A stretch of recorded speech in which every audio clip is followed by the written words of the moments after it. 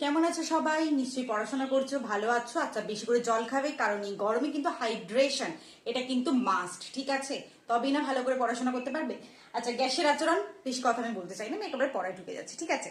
গ্যাসের আচরণে আগের দিন আমরা গ্যাস কেন গ্যাস হবে, গ্যাস কেন চাপ দেয়, তার চাপের একক, মাত্রা, এগুলো সব পড়েছিলাম। কি দিয়ে গ্যাসের চাপ মাপা হয়, তাই তো? বায়ুর চাপ কি দিয়ে মাপা হয়। আজকে আমরা গ্যাসের সূত্র পড়বো একটা। সেটা কি সূত্র? বয়েলের সূত্র। আচ্ছা, তার আগে তোমরা যারা নতুন, অবশ্যই আমার চ্যানেলটাকে লাইক, শেয়ার আর সাবস্ক্রাইব করে দাও, কারণ আমি তোমাদেরকে যেটা পড়িয়ে দেবো সেখান থেকে কিন্তু তোমরা পরীক্ষাতে কমন পেতে বাধ্য। কারণ আমি শুধুমাত্র তোমাদের যে প্রশ্ন উত্তর সেশন করাই বা এমনিতে যেগুলো পড়াই, সেগুলো শুধুমাত্র নার্সিং, এনএম জেএনএম নার্সিং কি কি এসেছে তা না। ওয়েস্ট বেঙ্গলে দেখা গেছে পরীক্ষার প্যাটার্ন যে মাঝে মাঝে অন্য পরীক্ষার জিনিস পড়ে একদম ডিটো আর একটা অন্য পরীক্ষাতে তুলে দিচ্ছে। তাই জন্য আমি অন্যান্য পরীক্ষায় আসা প্রশ্ন তোমাদের করিয়ে দিই, যাতে পরীক্ষা দেখতে সেই ধরনের নতুন কোনো প্রশ্ন থেকে তোমরা ভয় না পেয়ে যাও, ঠিক আছে? চলো শুরু করি। বয়েলের সূত্রতে কি বলেছে? বয়েলের সূত্রতে বলেছে স্থির উষ্ণতায়। আগের দিন যদি তোমরা আগের ক্লাসটা করো, অবশ্যই তোমরা জানবে যে গ্যাসের পরিমাপযোগ্য 4টে ধর্ম আছে। সেটা হচ্ছে তার পরিমাণ বা ভর, চাপ, তাপমাত্রা, এইসব ধর্মগুলো হচ্ছে গ্যাসের মধ্যে আছে, তাই তো? তো সেগুলোর মধ্যে কাজে লাগিয়ে, আয়তন, এই জিনিসগুলোকে কাজে লাগিয়ে হচ্ছে আমরা বাদবাকি সূত্রগুলো গ্যাসের দেখতে পাই। তো এখানে আমি স্থির উষ্ণতায় আর কি জিনিস আছে না, নির্দিষ্ট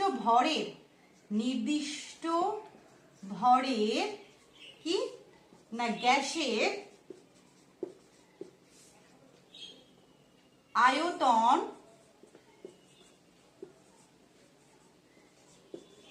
তার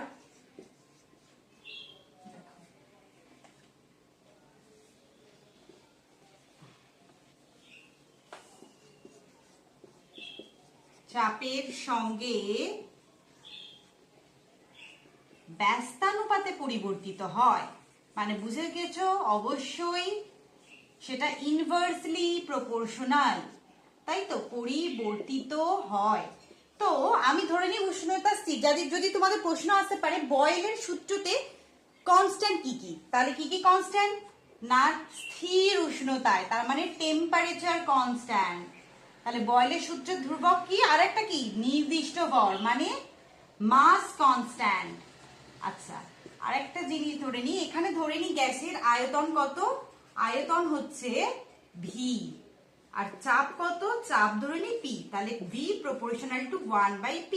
তাহলে ভি ইকুয়ালস টু, এখানে যেহেতু আমি যখনই প্রপোর্শনাল চিহ্ন তুলবে একটা কনস্ট্যান্ট আনতে হবে, k/p or PV equal to কে।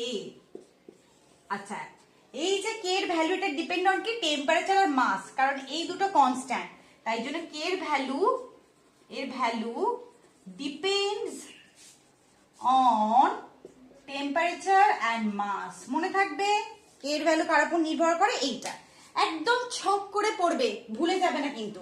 এবার আমি এটা একটা গ্যাসের জন্য বলছি, ঠিক আছে? এটা এবার মুছছি একটু। যদি আমি অনেকগুলো গ্যাসের জন্য বলি, ধরে নিই কোন একটা গ্যাসের P1 চাপ যখন, তখন আয়তন V1, বা P2 চাপে আয়তন কত, V2। তাহলে এরকম করে করে আমরা কি লিখতে পারি না, P1 V1, তাহলে P1 V1 সমান কে, তাই তো? আবার P2 V2 সমান কে, আবার P3 V3 সমানও কে, তাহলে আমরা লিখতে পারি P1 V1 equal to P2 V2 equal to P3 V3 equal to dot dot dot, এই সম্পর্ক চলছে। তাহলে তোমাদেরকে অঙ্ক কি দেবে? অবশ্যই বয়েলের সূত্র থেকে অঙ্ক আসে, আর কনস্ট্যান্ট কি সেটা জিজ্ঞাসা করে। তোমাকে একটা গ্যাসের এই একটা চাপ বলে দেবে, একটা পি একটা ভি বলে দেবে, এর মধ্যে একটা পি বা একটা ভি বলে দেবে, বাদ বাকিটা তোমাকে বের করতে হবে। আর তুমি বের করবে কি, বের করার আগে কি দেখবে, ইউনিট সমান আছে কিনা দেখবে। এটা কিন্তু পরীক্ষাতে একদম বলে যাবে না, এটা ক্ষমার অযোগ্য একটা ভুল। সব করে এলে দেখবে এই যা এটা সেন্টিমিটারে ছিল, এই যা এটা মিটারে ছিল, এরকম ভুল যেন না হয়, কারণ এই সব ভুলে কিন্তু একদম ক্ষমা নেই। তো এটাই ছিল বয়েলের সূত্র। এবার আমরা এই বয়েলের সূত্রতে অনেকগুলো গ্রাফ আমরা দেখেছি, ঠিক আছে? তো কি গ্রাফ কি, তোমরা ভাববে এইসব গ্রাফ আবার কেন আমরা দেখবো। যেমন একটা এবারে তোমাদের যে SLST 2 পরীক্ষাতে গ্রাফ দিয়ে প্রশ্ন এসেছিল যে এটা কি ভার্সেস, ধরো পি ভার্সেস ভি গ্রাফ কেমন দেখতে হয়, পি ভার্সেস 1/পিভি versus V graph, P graph কেমন দেখতে হয়, এই ধরনের প্রশ্ন দেয়, ঠিক আছে? তো প্রথমে হচ্ছে আমি পি ভার্সেস ভি গ্রাফ দেখবো, তাই তো? সেটা কেমন হবে, এই রকম হবে। কেন, এটাকে কি বলে? সমপরাবৃত্ত বা হাইপারবোলা। কেন? কারণ পি প্রপোর্শনাল টু 1/v, তার মানে কি পি যদি বাড়ে ভি তাহলে কমবে। ঠিক আছে, তাই জন্য এটা এরকম হলো। আর একটা আমরা কি গ্রাফ দেখি না, পিভি ভার্সেস পি দেখি, সেটা কেমন?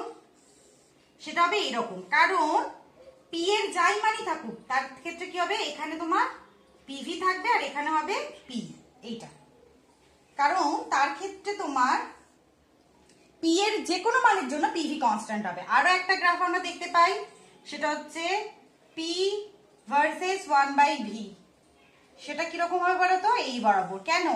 পি, এই যে পি প্রপোর্শনাল টু 1/v, তার মানে পি ইকুয়াল টু কি কে বাই ভি, তার মানে কে ইন্টু 1/v, তার মানে এটাকে কার সাথে, y equals to m into x, এটার সাথে তুলনা করা হয়েছে। দেখে না,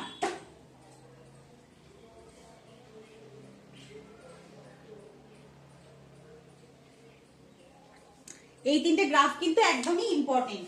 বয়েলের সূত্র ছিল এটাই। ঠিক আছে, এবারে তোমাদেরকে প্রশ্ন করতে পারে যে বুদবুদ, ঠিক আছে, একটা জলের তলা থেকে দেখবে যখন বুদবুদ উঠছে কোথাও থেকে, নিচে যখন থেকে ছোট থাকে, উপরে যখন উঠছে বড় হয়ে যাচ্ছে। কেন না? আগের দিন আমরা চাপের এটা কি পেয়েছিলাম, এইচ ডি বা রো হচ্ছে জি। এবার যখন বুদবুদটা নিচে আছে তার উপরে কি আছে, অনেক জল আছে, তাই তো, গোল একটা বুদবুদ উঠছে, অনেক জল আছে, তার মানে এইচটা বড়, তাহলে তার উপর চাপ বেশি, তখন এটা ছোট হয়ে যাচ্ছে। আর বয়েলের সূত্র অনুযায়ী কি জানি, যখন চাপ বাড়বে তখন ভলিউম কমবে ছোট থাকছে, যখন এই উপরে উঠছে দেখো এর জলের লেয়ার একদম একদম কম আছে, তাই জন্য জলের চাপটা কমে যাচ্ছে, বুদবুদটা তখন কি হয়ে যাবে, আকারে বড় হয়ে যাবে, কারণ চাপ কমে যাচ্ছে। যেমন জীবনে আমাদেরকে বেশি চাপ দেয় যাদের বাবা মা, তাদের কি জীবনে অনেক ছোট হয়ে যায় তাদের পরিসরটা, তারা ভালো করে মিশতে পারে না, বাঁচতে পারে না, তাই তো, ফ্যামিলি থেকে প্রচুর চাপ থাকলে সেরকমই চাপ যখনই থাকবে তখনই আমাদের খোলামেলার পরিসর কিন্তু কমে যাবে, চাপ কমে গেলে সে আয়তনটা বেড়ে যাচ্ছে। আচ্ছা, আরো একটা প্রশ্ন আসে যে বেলুনে ফু দিচ্ছি, ঠিক আছে, এটা নিশ্চয়ই দেখে নিয়েছো। এই গ্রাফ কিন্তু যদি না করে যাও না তাহলে হবে না। কোথা থেকে কবে কি প্রশ্ন দেবে, এমনিতেই দিন দিন হচ্ছে, তোমাদের বারবার বলছি কাট অফ বাড়ছে আর প্রশ্নের মানও কিন্তু কঠিন হচ্ছে, তাই জন্য ঝটপট করে ভালো করে পড়ো, ঝটপট করে পেয়ে যাও। যদি বলে যে একটা বেলুন, হ্যাঁ, বেলুনে আমি ফু দিচ্ছি, তাহলে বেলুনটা থাকছে, প্রথমে ছিল এরকম, এখন ধরে নি বেলুনটা এরকম হয়ে গেছে, হ্যাঁ, বেলুনটা উড়ছে। তো এর ক্ষেত্রে কি বয়েলের সূত্র প্রযোজ্য? কেন? কারণ আমি কি জানি, প্রেসার ভলিউম, এর ক্ষেত্রে ভলিউম বাড়ছে, আবার প্রেসারও বাড়ছে এর ক্ষেত্রে, তাই তো। দেখো এর ক্ষেত্রে আমি হাওয়া দিলে তার মধ্যে এর মধ্যে চাপও বাড়ছে, ভিও বাড়ছে, তাহলে আমরা তো জানি চাপ বাড়লে ভি কমার কথা, তাই, তাহলে কি এর ক্ষেত্রে প্রযোজ্য? একদমই না। এটা কি তাহলে বয়েলের সূত্র প্রযোজ্য হবে? একদমই না। কারণ এখানে যখন বাতাস নেই, এখানে কি বাতাস নেই, তখন তাহলে কি মাস একদম কম, কিন্তু এর ক্ষেত্রে আমি বাতাস দিচ্ছি, তাহলে এর মাস কি হবে, মাস হচ্ছে বাড়বে, তাহলে এর ক্ষেত্রে কিন্তু মাস অনেকটা বাড়বে। তাহলে আমরা কি জানি বয়েলের সূত্র কার ক্ষেত্রে প্রযোজ্য? টেম্পারেচার কনস্ট্যান্টের ক্ষেত্রে প্রযোজ্য, মাস কনস্ট্যান্টের ক্ষেত্রে প্রযোজ্য।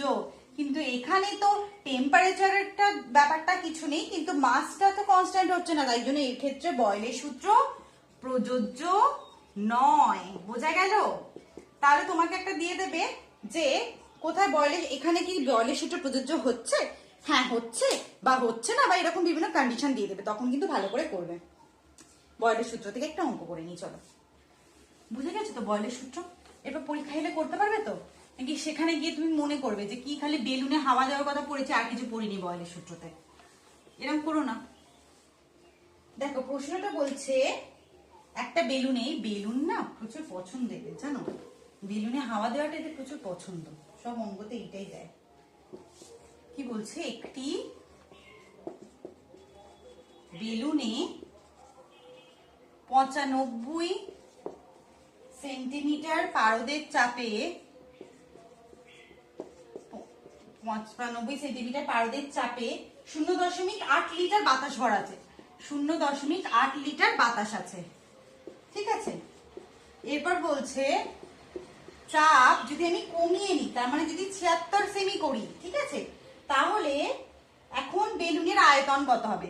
তাহলে বেলুনের আয়তন কত হবে? দেখো প্রথমে তুমি পরীক্ষাতে কি করে বুঝবে যে এটা কি সূত্র মান খাটবে? এটাই বুঝবে যে কারণ এখানে বেলুনের আয়তন আর বেলুনের চাপের সম্পর্ক দিয়েছে। চাপ আর আয়তনের সম্পর্ক কোথায় আছে? বয়েলের সূত্রে আছে।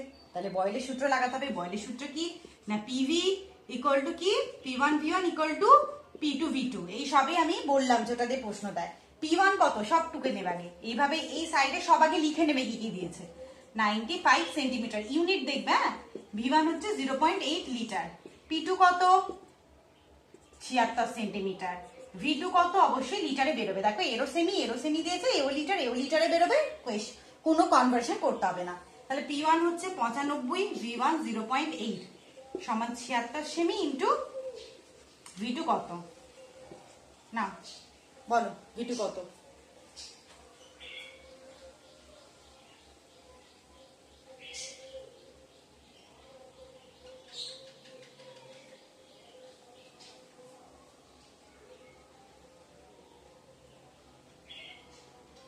কত সেই আনসারটা তোমরা কমেন্টে জানাবে, লিটারে বেরোবে। ঠিক আছে, আজকে এতটাই ছিল বয়েলের সূত্র। সবাই নিশ্চয়ই বুঝে গেছো। তাহলে ভালো করে একবার বই থেকে পড়ে নেবে, পড়ে নিয়ে কোয়েশ্চেন আনসার, আমি তো আর প্রত্যেকটা চ্যাপ্টারের পর কোয়েশ্চেন আনসার করিয়ে দিই। আর আমি গ্যাসের আচরণের প্লেলিস্টও একটা বানিয়ে দিচ্ছি, তোমরা কিন্তু অবশ্যই সেটা দেখে নেবে। আর আমার চ্যানেলকে লাইক শেয়ার সাবস্ক্রাইব করবে, যাতে নতুন কোনো আমি যখনই ক্লাস বানাবো তোমরা নোটিফিকেশন পেয়ে যাও আর তাড়াতাড়ি তোমরা সেই ক্লাসটা দেখে নিতে পারো। আমি ছোট ছোট ক্লাস বানাই যাতে তোমাদের টাইম ওয়েস্ট না হয়। আর আমি সবসময় এটা বলি, যেটা প্রয়োজন যতটুকু প্রয়োজন শুধু ততটুকু দেখো, এক্সট্রা দেখার কোনো প্রয়োজন নেই। কারো কথা তোমাদেরকে ভাবতে হবে না, নিজের ক্যারিয়ারকে নিজেকে করতে হবে। তাই জন্য যতটুকু দরকার ততটুকু দেখবে, ততটুকু সময় ইউটিউবে দেবে। কেমন? ততক্ষণ অব্দি পড়তে থাকো, ভালো থাকো, হাইড্রেটেড থাকো, জল খাবে। ঠিক আছে, দেখা হচ্ছে পরের ক্লাসে। বাই।